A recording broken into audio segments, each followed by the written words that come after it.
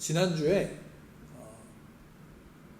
어떤 카페에 잠깐 방문을 하게 됐습니다. 네, 방문을 하게 됐는데 요즘에 사회적 거리두기 때 카페도 원래 잘 가면 안 되지만 사정상 이제 잠깐 가게 됐습니다. 그래서 가게 됐는데 예전에 제가 그래도 원주에서 좋아하는 카페 중에 한 곳이어서 어쩌다 한 번씩, 이제 자주는 아니고 어쩌다 한 번씩 방문했던 곳인데 가면 기분 좋게 있다가 나올 수 있었고, 또 이전에는 거기서 이제 어떤 모임들도 갖고 그랬었는데 갔는데 이전과 분위기가 다른 거예요. 인테리어는 똑같아요. 인테리어는 바뀐 게 없는데 분위기가 좀 다른 거예요. 좀 이상한 느낌이 들었는데, 그래도 이제 어쨌든 들어가서 주문을 하고 앉아서 이제 모임을 잠깐 하고 있는데 나왔는데 커피 맛이 좀 다른 거예요.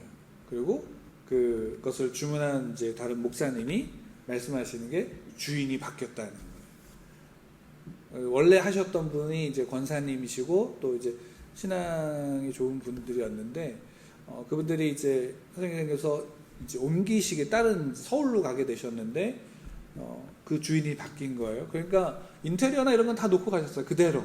이제 뭐 소품들도 다 놓고 가셨는데 갑자기 이제 들어가니까 분위기가 바뀌어진 거예요. 그러니까 주인이 바뀌니까 그 안에 모든 게 바뀐 거고, 또 주인이 바뀌면서 커피맛도 달라졌어요. 뭐 반사를 보면 뭐 그냥 그럴 수 있겠다 싶은데, 이제 거기에 커피를 좋아했던 사람들은, 그래도 맛있게 느꼈던 사람들은 이게 옛날만 못하다라는 생각을 하신 거죠. 왜 그럴까?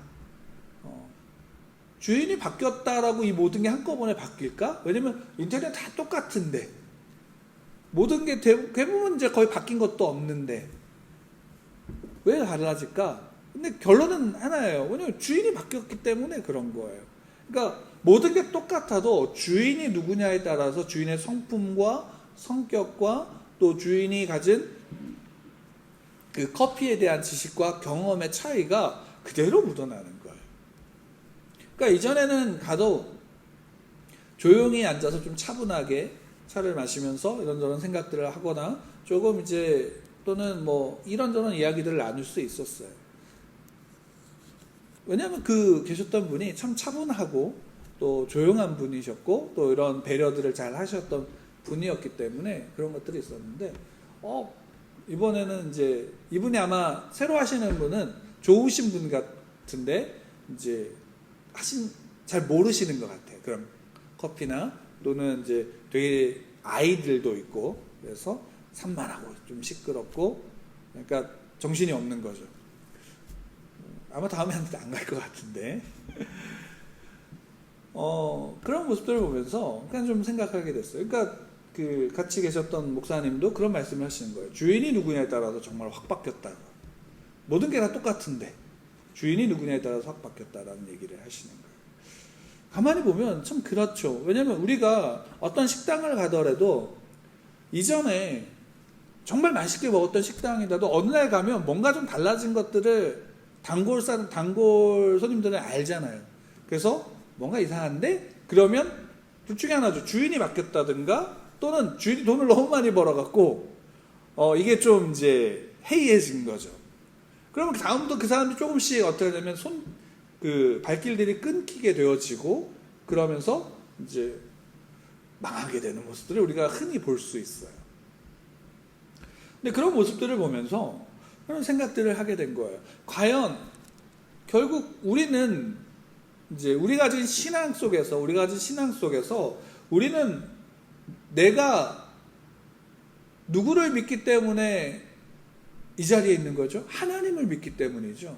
그리고 기독교 신앙에서 그 하나님을 믿는다라는 것에 중요한 것 중에 하나, 가장 중요한 것 중에 하나는 뭐냐면 나의 주인됨이 누구냐라는 거예요. 나의 주인됨이 누구냐에 따라서 성도의 삶에, 소위 말하면 하나님을 믿는다라고 하더라도 성도의 삶의 질이 달라지죠. 그러니까 엄밀히 따진다면 성도의 삶은 굉장히 품격 있는 삶이에요. 이 품격이라는 게 어떤 부자들 또는 뭐 이런 거 아니에요. 그러니까 성도로서의 품격이 있는 거예요. 하나님을 믿는 사람의 품격이 있는 거예요. 그게 가장 대표적으로 우리에게 모범이 돼서 보여주는 분이 누구냐면 예수님이세요. 그러니까 예수님이 왜 이 땅에 육신을 입고 오셨냐? 우리의 죄를 대신 지시고 내 죄 때문에 죽기 위해서 오셨다. 맞죠? 근데 그 3년 성경에서 복음서에 기록되어진 3년 반의 예수님의 그 공생에서의 그 삶은 우리에게 뭘 보여주는 거냐면 우리 성도가 그리스도인이 하나님의 자녀들이 이 땅 가운데서 성도의 삶의 품격이 무엇인지 보여주는 거예요. 성도의 삶의 품격. 그리고 그 성도의 삶의 품격은 결국 뭐로부터 오냐면 내 주인됨이 누구냐로부터 오는 거예요. 누가 나의 삶의 주인인가. 하나님 없는 사람들도 역시 품격 있는 삶을 원하죠. 교양 있는 삶을 원하고요. 품격 있기를 원해요. 근데 그때 그들에게 품격을 세우고 교양 있는 삶을 살기 위해서, 매너 있는 삶을 살기 위해서 그들에게 필요한 게 있어요, 없어요? 세상에서는 필요한 게 있죠. 물론 어떤 사람은 그냥 본성적으로 교양이 있고 매너가 있는 사람이 있어요. 근데 세상에서의 품격은 훈련을 받아야 돼요. 그렇지 않아요? 물론 성도의 삶의 품격도 훈련을 받아야 돼요. 근데 세상에서의 품격은 조건이 있죠. 어떤 거예요? 가난하고 못 먹고, 소위 말한다면 아무것도 없는, 권력도 없는 그런 사람들은 품격 있는 삶을 살 수 있어요, 없어요? 품격 있는 삶을 살기 힘들어요. 원하지만 힘들어요. 교양이 있기를 원하지만 교양이 있으려면 뭘 해야 돼요? 배워야 되잖아요. 못 배운 사람들은 교양 있기가 쉽지 않아요. 그렇잖아요. 아니, 잘 배웠어도 교양 없는 사람이 있어요, 없어요? 너무 많잖아요. 소위 말하면 갑질한다는 사람들, 교양이 없는 거예요. 자기들만의 품격이 갇혀있지만 교양이 없는 거예요. 많이 배웠다고 하지만 교양이 없는 사람 얼마나 많나요? 그러니까 세상에서는 그런 조건들이 있어요. 그럼에도 불구하고 많이 배우고 잘 살고 그러면 교양이 있고 품격이 있다라고 지레 생각을 해버리잖아요. 그리고 짐작하고. 그렇게 사람들을 보는 거예요. 근데 성도, 그리스도인들이 갖는 품격은 세상에서의 품격과 전혀 달라요. 그리스도인들의 품격은, 그리스도인의 삶은 어떤 거냐면 다른 거 아니에요. 내 삶의 주인됨이 누구냐에 따라서 내가 가지고 있는 세상의 방법과 세상의 법들, 세상의 가치들을 조금씩 끊어내면서 하나님 앞에 가까이 나아가면 하나님의 성품이 그리스도인 안에 들어오는 거예요. 성품이 들어오는 거예요. 그러니까 하나님의 교양과 하나님의 품격이 성도의 삶에 들어오니까 그 성도의 삶은, 그 삶에서 하나님을 믿는 신앙을 가진 자의 삶은 품격 있는 삶을 살아가게 되는 거예요. 그 품격이 뭘로 나타나느냐? 자기의 낮아짐으로 나타나는 거예요. 겸손함으로 나타나는 거예요. 왜? 예수 그리스도가 그 삶을 통해서 하나님의 품성을, 하나님의 품격의 삶을 그대로 보이셨기 때문에. 그러니까 내 삶의 주인이 누구냐라는 거죠. 이 문제가 우리의 신앙에서 가장 큰 싸움 중에 하나예요. 내 삶의 주인이 누구냐. 그러니까 내 삶의 주인이 나이면 내 품격을 갖는 거예요. 내 품격. 그리고 항상 그거죠. 사람이 가진 품격과 사람이 가진 교양과 사람이 가진 삶의 모습은 항상 문제가 있어요, 없어요? 문제가 있어요. 그러니까 이제 많은 사람들이 요즘에 좋아하는 방송 중에 하나가 개는 훌륭하다라는 방송이 있어요. 거기 보면은 속칭 이제 개통령이라고 불리는 그 전문가가 나와서 이제 반려견들, 의뢰라는 사람들의 반려견들의 행동 교정들을 해줘요.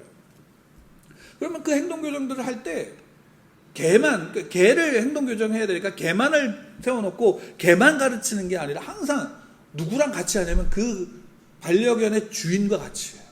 그리고 항상 혼나는 건 누구냐면 주인이 혼나요. 대부분이. 왜? 주인이 그 반려견을 제대로 관리하지 못한 거예요. 사랑은 하지만 사랑을 주는 법을 모르는 거예요. 사람의 마취와 사람 기준으로 사랑을 주면 걔는 버릇이 없거나 아니면 사나워지거나 하는 거예요. 그리고 그 사랑을 제대로 받지 못하기 때문에 어떻게 돼요? 조금 문제가 생기게 되는 거예요. 그러니까 항상 그 모습 속에서 개의 기준을 가지고 누구를 훈련시키냐면 사람을 훈련시키는 거예요.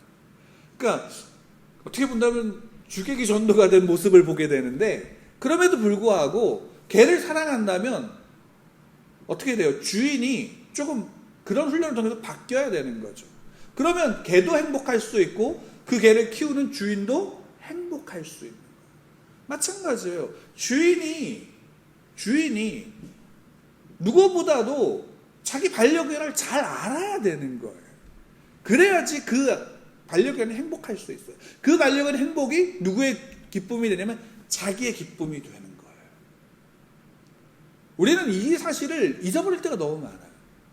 근데 사람은 늘 문제가 뭐냐면 내가 중심이 되고 내가 주인이 되려고 하니까 그 속에서 늘 문제가 발생하게 되는 거예요. 왜? 나를 기준으로 모든 걸 판단하니까. 근데 하나님이 우리 삶의 주인이면 우리의 삶을 누구의 기준으로 판단하냐면 하나님의 기준으로 우리를 이끌어 가시는 거예요. 그리고 하나님은 늘 우리 가운데서 늘 어떤 것을 세우냐면 내게 가장 중요하고 내게 가장 필요하고 내게 가장 온전한 것들로 나를 이끌어 가신다라는 거예요. 그 하나님을 우리가 믿는 거예요. 우리는 그 하나님을 믿는 거예요. 그리고 그 하나님과 어떻게 하냐면 단지 하나님이 로봇처럼이라든가 아니면 그 하나님이 단지 정말로 멀리에서 너 이렇게 하는 게 너 잘 사는 거야 라고 해서 이렇게 가르쳐 주는 거. 우리 잘하잖아요. 여러분 잘하지 않나요? 우리 이제 알긴 하는데 좀 멀리 있는 아이들을, 내 자녀 말고 다른 집 아이들은 너 이렇게 하면 너 잘 살 수 있어, 나중에 성공할 수 있어, 이런 말 잘해야 안 해요? 쉽게 하잖아요. 정작 자기 자녀한테 그렇게 못하는데. 근데 그런 거 마찬가지예요. 근데 하나님 그런 하나님인가요? 아니라는 거예요. 하나님은 우리와 어떠하냐면 가장 친밀한 관계 속에서 나를 지켜보시는 하나님이에요. 그러니까 거기엔 항상 사랑이 기준이 되고 사랑으로 나에게 가장 좋은 것들을 통해서 나를 이끌어 가시는 분이 하나님이신 거예요. 그 하나님이 나의 주인이신 거죠. 그 하나님이 나의 주인이신 거예요. 이 사실을 통해서 우리는 신앙 가운데서 하나님의 나의 주인 되심 속에서 늘 싸워야 되는 거예요. 왜? 세상에서 배웠던 지금까지 살았던 삶의 경험들이 그것이 아니니까요. 근데 여기에서 우리가 한 가지 오늘 말씀을 통해서 좀 보고자 하는 게 있어요. 뭐냐면 하나님이 주인이시니까. 하나님은 우리를 떠나세요, 안 떠나세요? 우리를 떠나지 않고 늘 함께 하시는 하나님입니다. 근데 오늘 5장에 보면 드보라가 이제 노래를 해요. 왜? 그 앞에 이제 가나안 왕 야빈과의 전쟁에서 최종적으로 승리를 거둔 다음에 드보라가 노래를 해요. 5장 한 장 전체가 그 노래의 내용들이에요. 그리고 그 노래한 것에 대해서 오늘 성경에서 1절에 보면 드보라와 아비노함의 아들 바락이 노래하여 라고 되어져 있지만 전체적으로는 드보라의 노래고 거기에 이제 바락은 어떠냐면 그냥 화답하는 정도의 이제 노래인 거죠. 이스라엘 백성들과. 근데 이 노래가 여기에 나왔는데 참 재밌는 사실은 이 노래가 나오면서 좀 생각해 보게 되는 게 왜 그러면 그 앞에 다른 사사들은 이런 노래가 없을까?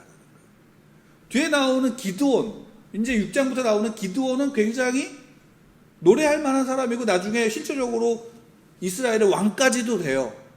그러면 그 사람은 그 하나님 앞에서 자신의 찬양과 노래가 기록될 만하잖아요. 근데 실제로 그 다음에 다른 사사들은 그런 기록이 없어요. 근데 오히려 드보라만, 그리고 사사들 중에서 유일한 여성이기도 하고 또 어떻게 보면 가장 힘이 없었던 그녀가 부른 노래가 여기 기록되어져 있는 거예요. 그러니까 우리가 이것을 통해서 정말 우리가 가지고 있는 신앙의 품격이 무엇인지 다시금 한번 좀 되돌아볼 필요가 있는 거예요. 자, 보면 여기 드보라가 노래할 때 그 시작은 뭐냐면 하나님을 찬양하는 것으로 시작을 해요.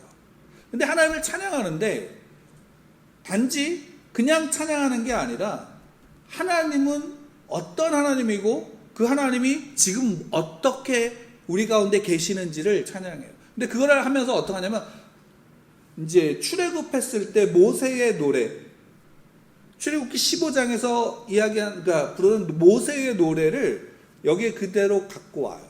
그래서 역사적으로 이 노래가 역사적으로 그 하나님이 우리와 지금까지 함께하고 계시고 지금까지 일하고 계시는 하나님이다라는 사실을 찬양하면서 시작을 하고 있는 거예요. 그래서 4절에 보면 여호와여 주께서 세일에서부터 나오시고 에돔들에서부터 진행하실 때에 땅이 진동하고 하늘이 물을 내리고 구름도 물을 내렸나이다 라고. 에돔에서 세일까지라고 이렇게 이야기하는데, 그러니까 이거 그냥 뭐 에돔이 어디냐 세일이 어디냐 이런 걸 따지지 말고 이건 그냥 이거예요. 이스라엘 백성들이 광야에 나와서 진행했던 그 모든 순간 속에 하나님이 그들과 함께 하셨다라는 거예요. 그리고 하나님이 그들과 함께 하실 때 하나님의 발걸음을 내디면 그 발걸음 통해서 어떻게 하냐, 땅이 진동했다라는 거예요. 여기 진동했다는 게 단지 그리고 원어상으로는 어떤 이제 지진과 같은 그런 흔들리는 게 아니라 녹았다라는 거예요. 흐물흐물 녹았다라는 거예요. 그러니까 하나님이 이스라엘 백성들과 함께 하시고 하나님의 발걸음이 내딛는 그곳에 땅이 녹았다는 거예요. 왜? 이스라엘 백성들이 시스라와의 전투에서 기손강에서의 전투에서 어떻게 승리했나요? 그들이 그 전차 철병거 900대와 맞서 싸울 때 그들이 병거 하나하나씩 다 부시면서 그들이 그러한 강한 무기를 갖고 있어서 이겼나요? 아니죠. 그때 폭풍우가 친 거예요. 그때 그 기송강 건기에 갑자기 폭풍우가 치니까 그 기송강이 넘쳐 흐른 거예요. 그러니까 그 안에서 그 철병거 900대는 그냥 쓸려 내려가 버린 거죠. 왜? 땅이 흐물흐물해져 버린 거죠. 그러니까 하나님이 하실 때 그 땅은 그렇게 흐물흐물해져 버리고 대적들은 그 앞에서 떠나가게 된다. 그리고 그 앞에서 여호와의 그 진동하심이, 여호와 함께 하심이 그 가운데서 그 역사 속에서 우리와 함께 하셨다라는 거예요. 근데 그 하나님이 지금도 우리와 함께 하신다는 거예요. 그렇게 일하신 하나님이 지금도 일하신다라는 거예요. 왜? 하나님은 한 번도 그 백성을 떠나지 않았다라는 거예요. 근데 재밌는 사실은 뭐냐? 그 하나님이 일하셨는데 우리는 가나안 왕 야빈의 손에 폭정을 당했다라는 거예요. 그들에게 침략당해서 그들로부터 곤고와 아픔과 좌절과 그 폭력 앞에서 우리는 고통받았다라는 거예요. 그럼 그 앞에서 우리는 하나님이 일하셨다라고 말할 수 있을까요? 근데 드보라는 이야기하는 거예요. 하나님은 일하고 계셨다. 하나님은 일하고 계셨다. 그러니까 우리가 하나님을 바라볼 때, 하나님 앞에서 우리의 신앙을 바라볼 때 우리의 신앙을 무엇으로 기준으로 삼냐면 다른 게 아니라 하나님이 내 문제를 해결해 주었느냐 안 했느냐, 또 내가 지금 문제의 어려움에 봉착했느냐 아니냐를 통해서 우리는 하나님은 지금 나와 함께 하신다라고 판단을 할 때가 많지요. 근데 그게 아니라는 거예요. 왜? 하나님은 과거에 이미 그 택한 백성들과 함께 하셨고 그들을 속에서 일하셨으며 지금도 우리 안에서 일하고 계신다라는 사실을 드보라는 찬양하고 있는 거예요. 우리가 이런 성경에서 이런 노래들이 많이 나와요. 몇 개가 나오죠. 그 노래들이 대부분 어떤 어려움들이 해결되고 난 다음에 나오는 노래이기 때문에 이 문제가 우리가 어려움이 없으면, 이 문제가 해결되어지면, 이 고통이 해결되어지면, 끝나면 우리는 하나님을 찬양할 수 있다라고 하는데 생각하는 그 착각에 빠지기가 쉬운데 그렇지 않아요. 이 노래는 어떤 노래냐면 우리가 있는 현실 속에서 부르는 노래인 거예요. 내가 문제와 고통과 아픔 속에서, 절망과 좌절 속에서, 소망이 없는 곳 속에 내가 있다 할지라도 그 속에서 우리는 노래할 이유가 있다라는 거예요. 왜? 하나님이 일하고 계신다라는 거예요. 그 하나님이 어떻게 우리의 역사 속에서 일하셨던 하나님, 그리고 그것이 나와 멀고 먼 곳에 있는 하나님이 아니라 그 하나님이 지금 여기에 나와 함께 하시며 나에게 그 하나님의 일을 드러내신다라는 사실이에요. 믿음은 뭘까요? 이루어진 일들만 보고 믿는 게 아니라 그것을 바탕으로 지금 나와 함께 하시는 바로 그 하나님을 믿는 거예요. 그 하나님이 우리의 삶을 이끌어 가시고 그 하나님 나를 이끌어 가시고. 그런데 우리의 현실은 어떠해요? 대로에 사람이 있지 않는 거예요. 사람들이 다니지 않아요. 왜? 치안이 불안정하니까. 제가 예전에 콜롬비아를 갈 일이 있어서 잠깐 갔다 올 때 처가 어른들이 늘 얘기하셨던 것들이 거기 위험한 곳인데. 저희 이제 그 동서가 선교지에 나가려고 준비를 하고 있는데 가려고 하는 준비하는 나라가 별로 그렇게 좋지 않아요. 그러니까 어떤 분 거기 위험한 곳인데 본심은 안 가면 안 되니? 근데도 본인이 이제 가고자 하고 기도하고 있으니까 위험한 곳인데 이런 마음을 하는 거죠. 왜? 치안이 위험한 거예요. 불안정한 거예요. 그러니까 사람들이 길에 대놓고 다닐 수가 없어요. 저도 콜롬비아 갔을 때 낮에 이제 집회를 해요. 그럼 밤에 또 집회를 보통 우리는 한 11시, 12시까지 집회를 하잖아요. 근데 거기는 딱 오전에 시작해갖고 한 5시면 끝나요. 4시, 5시면 끝나요. 외국인들은 밤에 돌아다니면 위험한 거예요. 그러니까 끝나서 배려하냐고 내보내요. 그리고 호텔로 들어가면 밖에 못 나가요. 잘 나가지 못해요. 가까운 그 호텔 근처에 어떤 카페 있으면 거기라도 잠깐 가는 정도지, 그게 어디 시장을 돌아다닌다 생각도 못해요. 왜? 위험하다고 하도 겁을 주는. 그리고 실제로 총을 갖고 다니니까 사람들이. 그러니까 위험한 곳이에요. 걱정이 되죠. 그러니까 밖에 잘 못 나가는 거예요. 그러니까 똑같은 상황인 거예요. 이스라엘이 아무리 넓은 대로가 있으면 뭐예요? 자기들이 늘 침략당하고 불안정한 상황 속에 있으니까 사람들이 다니지 않는 거예요. 마을에 사람이 없어요. 왜? 늘 약탈당하니까 산속에 들어가서 늘 오솔길로 다니고 산속에 들어가서 숨어 지내야 되는 처지인 거예요. 언제까지 그랬냐? 드보라가 사사가 되기 때까지. 그래서 드보라가 이스라엘의 어머니가 되어서야 그들이 마을로 내려온 거예요. 왜? 그녀를 통해서 누구의 일하심을 보는 거예요? 하나님의 일하심을 보는 거예요.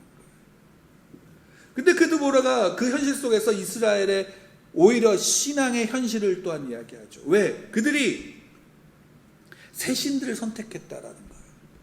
이스라엘이 하나님을 믿는다라고 하지만 새 신들을 선택했고 그로 인해서 이 땅에 전쟁이 들어왔다라는 거예요. 근데 그 전쟁이 들어왔을 때도 그들의 처지는 뭐냐? 4만 명이 있었지만 그들에게 칼과 방패가 없었다는 거예요. 달리 얘기하면 우리가 전쟁을 하는데 군인들이 뭐가 없어요? 총이 없는 거예요. 가장 기본이 되는 전쟁도, 싸움의 도구가 없는 거예요. 칼과 아무것도 없는 상태의 무기력함과 무능력함 가운데 있는 게 그들의 처지예요.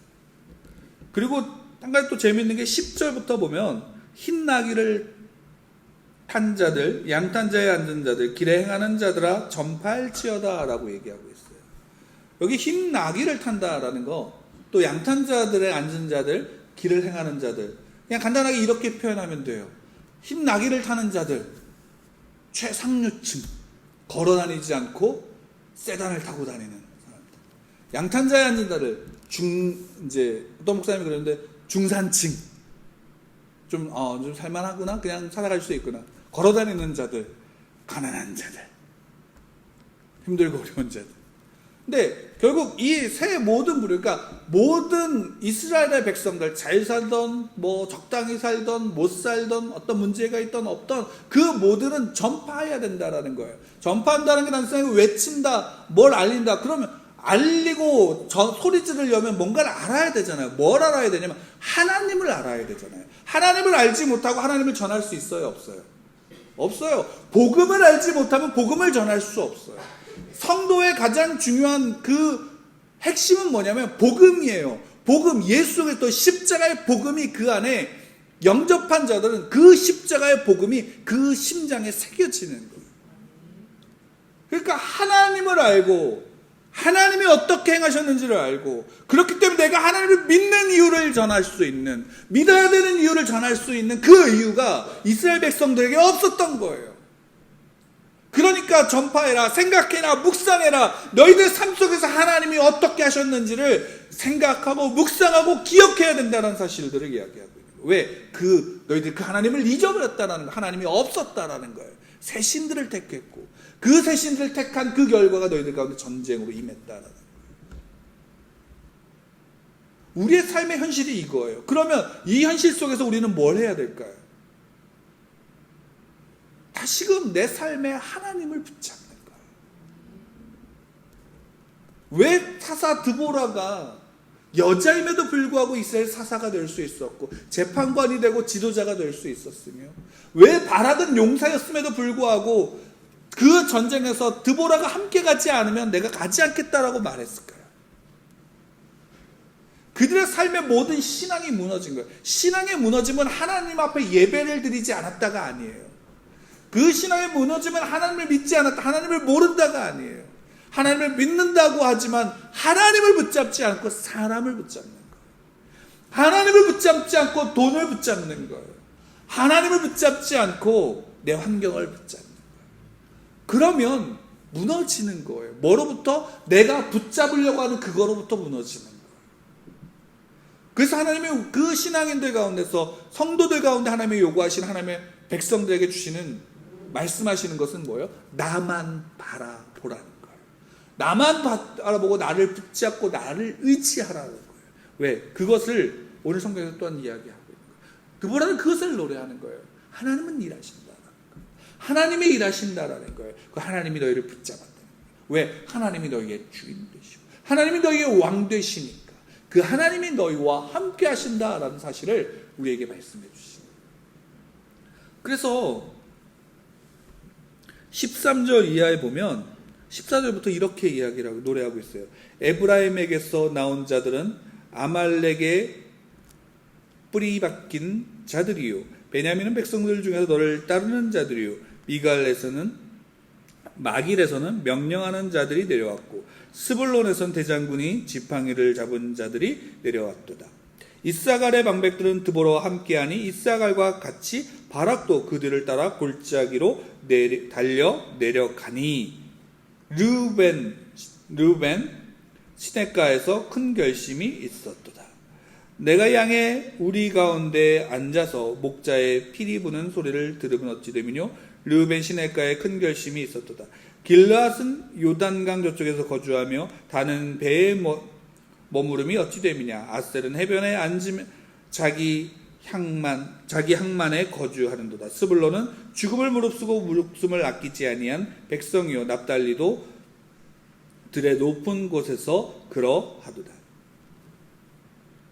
이게 무슨 이야기냐면 이거예요. 그러니까 앞에서 르우벤 전까지 벤야민, 마길, 그 다음에 스불론, 이사갈. 그러니까 여기 마길은 므낫세 지파의 이야기예요. 므낫세 지파. 그래서 이제 이스라엘이 요단강 이제 서쪽에 있는 이스라엘, 거기 가나안 땅인 이스라엘의 그 북쪽에 있는 지파들, 그들은 전쟁에 다 참여한 거예요.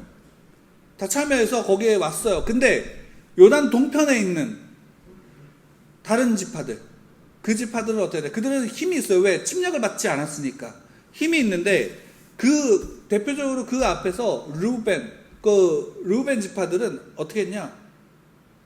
여기 이제 결심했다라고 나오는데, 큰 결심이 있었다는데, 르우벤이 큰 결심했다라는 게 이제 나누어지다, 갈라지다라는 말이거든요. 그러니까 이 르우벤 지파는 요단 서쪽에 있으면서도 불구하고 어떻게 했냐면 갈라진 거예요.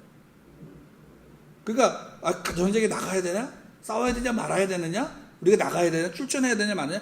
갈라진 거예요. 그래서 결정한 거예요. 안 가기로. 그리고 그 이후에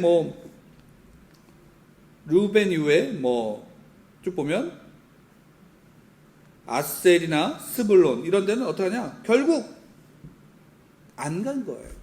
결국 그들은 뭐냐? 자기들이 있는 자리에서 자기들이 먹고 사는 문제만 집중한 거예요.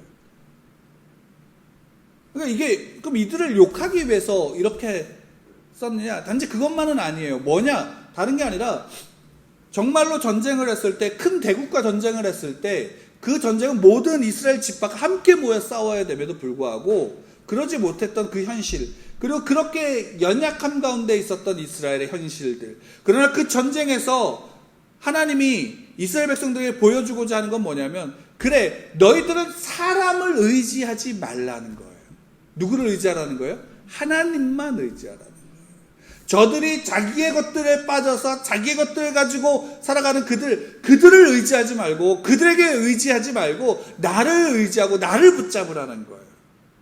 그리고 그 하나님이 결국 그렇게 외면했던 그들을 내버려두고 가장 약하고 무기도 없었던 그들을 데리고 어떻게 해요? 기손강의 전쟁에서 하나님이 그들을 쓸어버린 거예요. 시스라의 병거 900대를 쓸어버린 거예요. 가나안 야빈을 결국 물리칠 수 있게 되는 거예요. 누가 하시는 거예요? 하나님이 그 속에서 하시는 거예요. 그 속에서 그 영광을 차지할 수 있었던 바락은 자신 또한 사람을 의지했던, 그것도 여자였던 사사 드보라를 의지했던 그것 때문에 어떻게 해요? 가장 큰 영광을 차지하지 못하는 거예요. 가장 큰 영광을 차지하는 거예요. 오히려 그 영광은 누구에게 갔어요? 한낱 여인에게. 하나님이 여기에서 그래서 우리에게 말씀하시는 거죠. 뭘 말씀하실까요? 우리의 삶 속에서 우리가 노래할 이유가 어디 있을까요? 우리의 삶 속에서 우리가 성도가 그리스도인의 품격이 어디 있을까요? 어려움이 있으면 품격이 없는 믿음인가요? 아니라는 거예요. 우리의 삶의 어려움은 늘 있고요. 우리의 삶의 문제들은 늘 있어요. 그럼에도 불구하고 성도는 품격이 있다는 거예요. 왜? 그 하나님이 그와 함께 하시니까. 그 하나님이 그 삶의 주인이 되시니까. 그 하나님이 그 삶의 능력이 되시니까 너희의 삶은 품격이 있다는 거예요. 왜? 내가 너와 함께 한다는 거죠. 그래서 하나님이 일하시는 거예요. 그러니까 하나님이 일하신다가 성도의 품격이에요. 왜? 하나님이 그 속에서 나를 붙잡으시니까. 그 하나님의 능력이, 하나님의 풍성이 내 안에 있으니까 우리는 그 하나님을 붙잡고 그 하나님을 의지하는 거예요. 여러분 간단하게 한번 보세요. 저도 자녀를 키우지만 자녀들이 언제 가장 어깨가 올라가고 품격이 있을까요? 자기의 부모가 어떤 사람인지를 아는 거예요. 자기 부모가 자기에게 어떤 존재인지를 아는 거예요. 어떤 능력이 있는지를 아는 거예요. 그러면 그 부모로 하여금 그 자녀들은 어떻게 돼요? 당당해지는 거예요. 그리고 세상을 향해서 어려움이 있더라도 이겨나갈 수 있게 되는 거예요. 그게 우리의 가정에서도 쉽게 볼 수 있는 부분이에요. 근데 우리는 우리의 신앙에서 그 가장 작은 부분을 어떻게 돼요? 잊어버리는 거예요. 이게 신앙에서는 가장 작은 부분이지만 또 한편으로는 가장 큰 부분이에요. 왜? 이것 때문에 우리는 믿음을 갖지만 또 이것 때문에 우리는 믿음이 무너지는 거잖아요. 그 사실을 우리가 본다면 우리는 이 싸움을 하지 않으면 안 되는 거예요. 내 삶의 주인이 누구인가? 우리 성도의 품격은 거기서 나와요. 우리가 권력을 가졌다는 것에 성도의 그리스도인의 품격이 나오지 않아요. 지금까지 우리는 그런 착각에 빠졌어요. 실제로 그렇게 하려고 했던 시대도 있었어요. 그런데 그것이 지나보면 그렇지 않다라는 게 성경을 통해서 우리에게 드러나는 거예요. 우리의 힘은 하나님이 언제나 일하시는 것에 있어요. 하나님이 언제나 그리고 나와 함께 하시는 것에 있어요. 그리고 그 하나님이 일하시는 것으로만 끝나지 않죠. 그 하나님은 어떤 하나님이세요? 좋으신 하나님이시다는 거예요. 좋으신 하나님. 이것이 우리의 품격, 우리의 능력. 그러면 우리가 그 앞에서 내가 어떤 믿음이 있는지를 우리는 봐야 되잖아요. 우리의 예배는 그 믿음으로 드리는 예배예요. 하나님이 나와 함께 하시고 그 하나님에 더욱더 가까이 나아가는 그 싸움 가운데 있는 거예요. 시편 126편에 보면 제가 최근에 이제 어떤 분의 글을 읽으면서 그 내용을 그 시편 126편을 다시 이렇게 보게 됐는데 개인적으로 되게 좋아하는 말씀이 있어요. 시편 126편 함께 좀 찾아볼까요?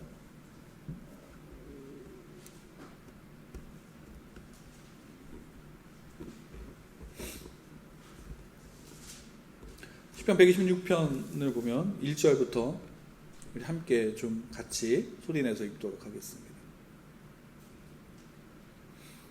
같이 읽겠습니다. 126편 1절부터 6절까지.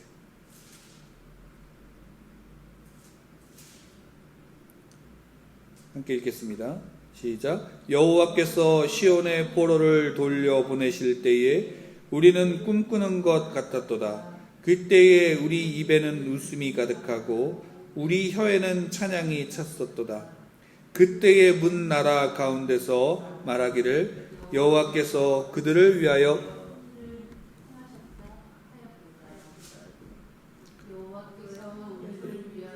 큰 일을 행하셨으니 우리는 기쁘도다. 여호와여 우리의 포로를 남방 시내들 같이 돌려보내소서. 눈물로 흘리며 씨를 뿌리는 자는 기쁨으로 거두리로다.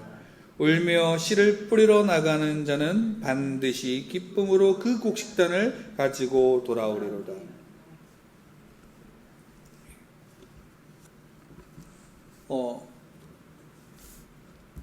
이 노래가 우리 가운데 있는 우리의 노래라는 거예요.